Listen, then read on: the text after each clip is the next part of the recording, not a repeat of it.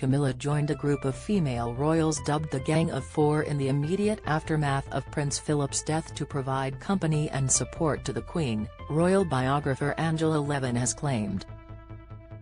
In her newly released book titled Camilla, Duchess of Cornwall, From Outcast to Future Queen Consort, the author wrote, "Soon after Prince Philip passed away, what once seemed impossible became a reality. Camilla was chosen as one of the 4 women who would try to help the newly widowed Queen feel less alone.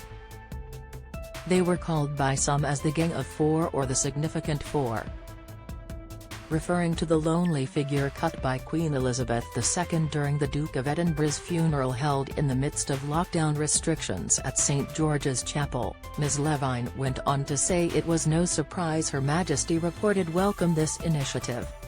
She wrote, "Her Majesty is well known for being stoic, but the sad, empty look in her eyes was unforgettable, and it was no surprise that she accepted the suggestion of a visiting rota to help her raise her spirits."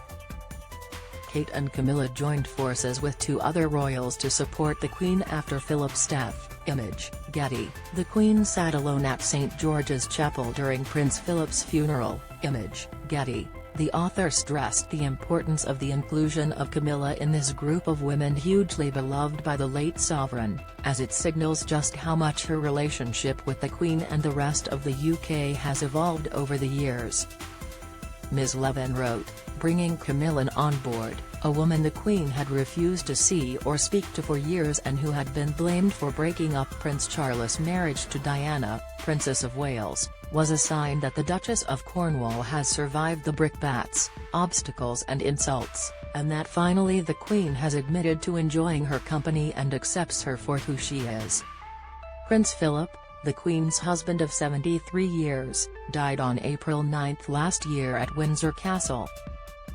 The late monarch, who had spent most of the coronavirus pandemic self-isolating with the Duke of Edinburgh and a handful of their staff in Berkshire, was said to be coping following his funeral. Read more. Harry and Meghan to stall Netflix release to edit Charles Barb's claim. Camilla, Kate and Sophie supported the Queen after Prince Philip's death. Image, Getty. However, the Mirror first reported close family members had agreed on joining forces to make sure the elderly sovereign would receive regular visits. The team included Sophie, Countess of Wessex, Kate, the now Princess of Wales, Princess Anne, and Camilla. A source was reported saying in mid-April last year, the Queen will not be alone. She will have others who care about her deeply and want to be there to support her in her most pressing hour. Don't miss Meghan Markle clashed with Queen's dresser over jewels protocol, claim Meghan and Harry warn giant storm about to break with royals. Insight Prince Harry's move may cause irrevocable harm to Sussex plans. Report, the Queen continued to carry out engagements following the death of Prince Philip. Image, Getty. Princess Anne is the Queen's only daughter. Image, Getty. In typical fashion, the Queen has insisted she is coping, and despite the suggestion she had prepared herself for this day to come, everyone is well aware there is nothing like the experience when it comes. Camilla and King Charles are believed to have been regular visitors of the Queen and Prince Philip throughout the pandemic. Similarly, Sophie and Prince Edward regularly headed to Windsor for socially distanced meetings with the elderly royals at the height of lockdown. Recalling one of their visits to Castle grounds, the Countess previously told The Telegraph, "We used to see them stand on the balcony, which was about 20 feet up in the air." The Queen and Prince Philip's life together in pictures. Image, Express. "We'd see them waving. We'd shout at them and they'd shout back at us. It always seemed to be windy, so we could barely hear each other." While dealing privately with her immense loss, the Queen resumed her royal duties immediately after the end of the royal mourning period.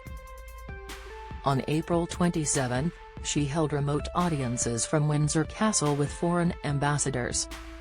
Sophie and Prince Edward visited the Queen and Prince Philip during lockdown. Image, Getty. Trending during the coronavirus lockdown, the late monarch started adopting technology to be able to still meet people and carry out her work. This helped her to still fulfill her duties even after she started experiencing mobility issues in the autumn of last year. Despite her worsening health, the Queen made several in-person appearances this year, including 2 days before her death when she met Prime Minister Liz Truss to ask her to form a new government.